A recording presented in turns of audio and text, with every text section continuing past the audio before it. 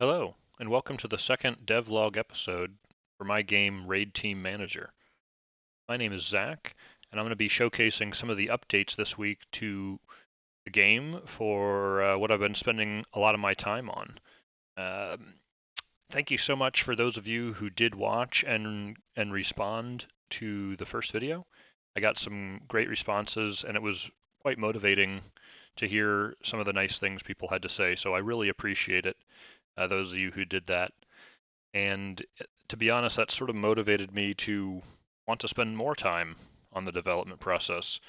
So I did put a lot of time in this week, and I think because of that I need to be a little bit careful moving forward so that I don't burn out on this. The original start of this development was roughly 8 months ago, and I worked ferociously for maybe a little over a month, maybe 2 months, with this core idea, and then I basically abandoned it for 6 months. I think maybe because I burned out, but also it was more of a game design barrier. I wasn't sure what I wanted to do in regards to some of the mechanics and how things were going to work, and I just wanted to think about it. Interestingly, this game is by far the furthest I've ever progressed in a game dev prototype, which is sort of exciting. And I have definitely seen a progression in my ability to deliver mechanics and features within Unity specifically, as there's really nothing that I've tried to do in the game that I haven't been able to do this go around.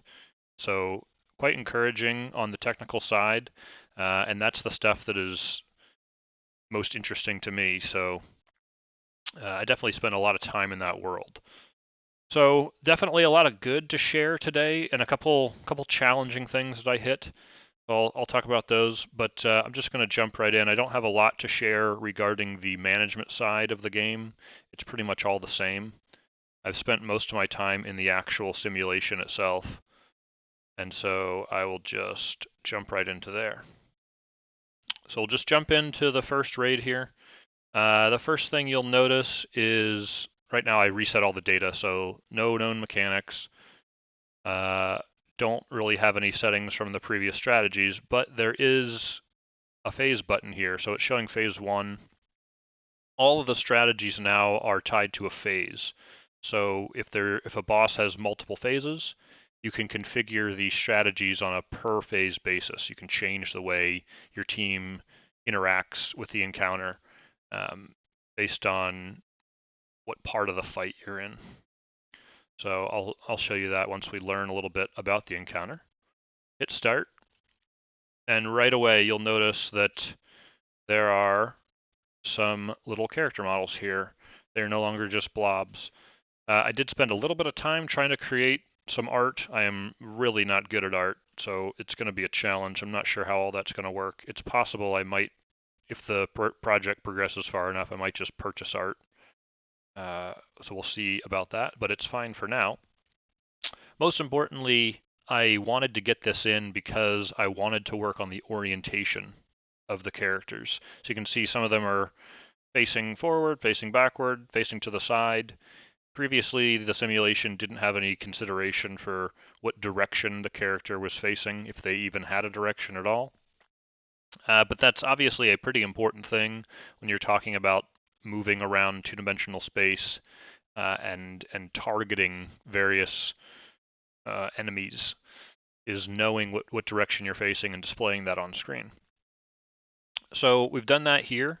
You can see actually the boss has a directional arrow as well. Was the first iteration I did before I made the character sprites, just to give myself some indication of what direction the entity was facing internally within the simulation. So that is all in. The sprites are being created at runtime using a custom mesh. So that was a huge learning experience for me to we're trying to get all that integrated and get it to work. And I'm fairly happy with how it's come out on the technical side. Obviously, the art is, well, it's just not that good, but that'll be a work in progress. So crucially here, one of the biggest things I've done is change the pathfinding code. With this new release of Unity that has come out, the most of the dot stack is out of preview mode and it's in production.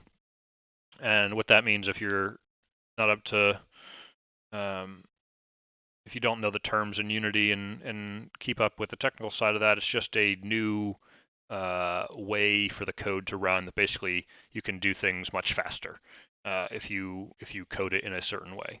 And so for things like pathfinding, which is a heavy operation or can be, there can be some huge gains there. Previously, I was doing some sneaky things in the game, like queuing up my pathfind request on a separate thread and then waiting sometime in the future, some number of frames to let that complete. And I did that because I was experiencing performance problems when a lot of entities requested a path at the same time.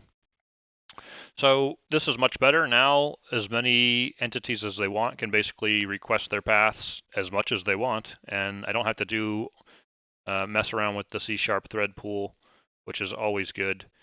And so essentially it is multi-threaded with the pathfinding code now, which is kind of cool. And it's performing a lot better.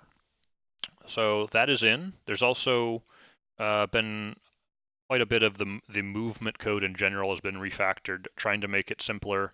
As you can imagine, dealing with your own AI within the simulation, there are a lot of different things that can happen, and trying to keep all that straight can get quite cumbersome.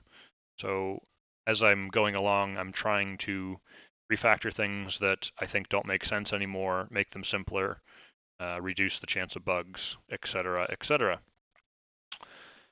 So there's also a pause button, as you can see I used here. I'll go ahead and unpause. And there we go, our whelps have spawned. So a couple things here. They're obviously all moving over using the new pathfinding code, but you saw the notification for the whelp spawn.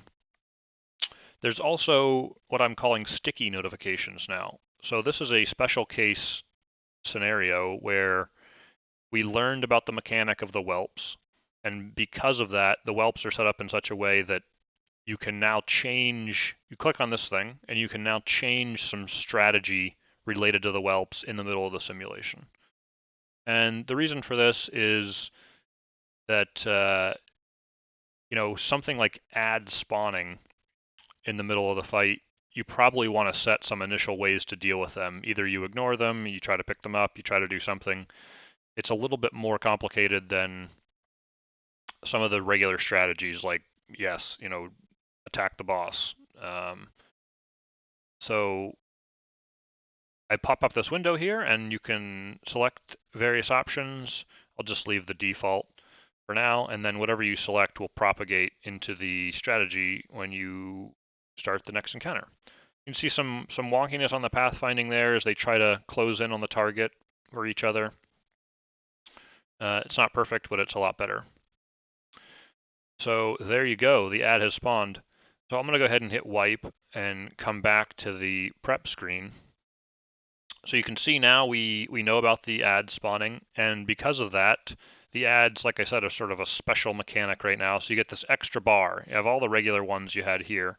You have this extra encounter option, which gives you some specific ways to deal with something that should be encounter specific.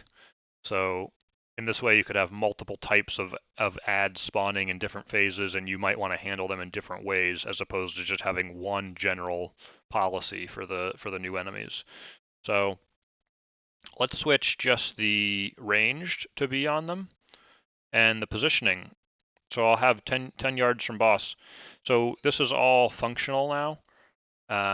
So we'll define that, hey, we want the off tank to come to pick up the ads. We're going to have the ranged DPS on them, and we want to pull the ads 10 yards from the boss. Let's try that. Let's get our ads to spawn. That's just a time-based thing. So here we go, the off tank. And I don't know if you saw that. This was sort of an interesting piece to try to work on. The off tank, he got the ads, and then he ran 10 yards from the boss, and he's just waiting there. He's waiting for the ads to come to him. Previously, my pathfinding would seek a goal, and once it got there, he'd go, hey, well, I'm not in range of whatever I'm trying to attack, and so he would move back. So now he will sit there and wait for the ads to come to him. So now he has, and you see he's holding them there. The melee is still on the boss.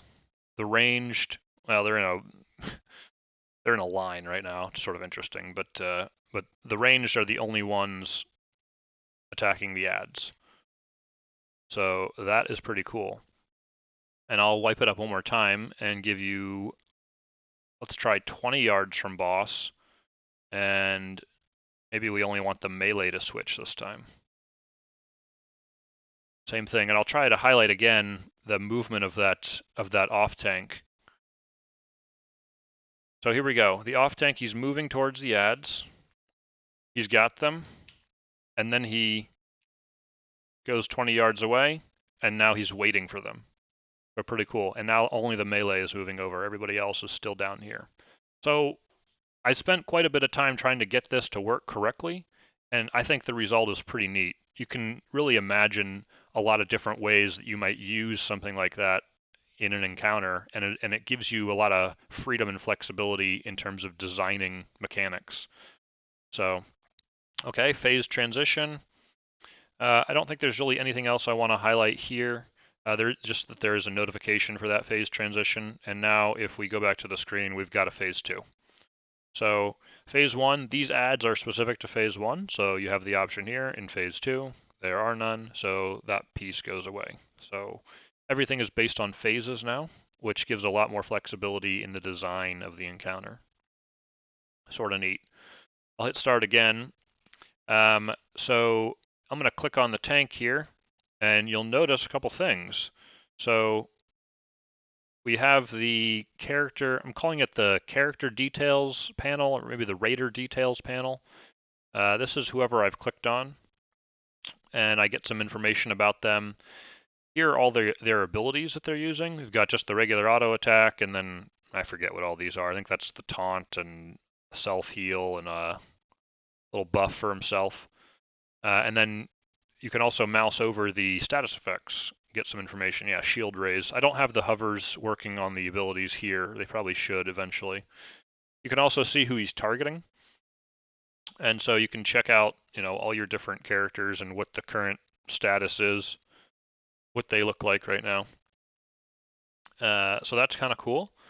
And you can close that off, open it again. There's also this little button here, which opens up the character sheet. And you can see that I'm bringing in that same sprite into the character sheet. And there are some buttons here where you can configure, change the positioning to see what he looks like. So that's sort of cool. A little details panel there is sort of neat. Okay, that is that. There's also one of the things that I put in is a new character class, the Bard. This was actually one of the easier things to do, and that's basically because all of this is data driven. So creating the Bard was as simple as thinking about what I wanted it to be, just a melee class. I copied the rogue, I changed a couple properties, created some new abilities where he creates some status effects, and there you go, he's in. So he has a couple songs that he has, so little buffs, Boast of Battle and Julie's Jig of Mending, so he can sort of do some healing and some DPS. I really like the idea of the Bard, so I wanted to get him in there. And I'll probably be adding, almost certainly we'll be adding some additional classes once I sort of figure out exactly what I want to have in the game. So I'm going to go ahead and hit win, and we don't have to deal with loot for now. And let's go to the second encounter and add some of these, that's fine. So the second encounter, you can see brand new encounter, we don't know anything about them. I'm going to change the range positioning to spread 3 here. There's a new mechanic on the boss that I want to show, and it is a chain lightning mechanic. We just learned it. So I have it set up for the range is greater than 3 right now, so you can see that it's the range have spread roughly 3 yards from each other, and they're still chaining the lightning all around.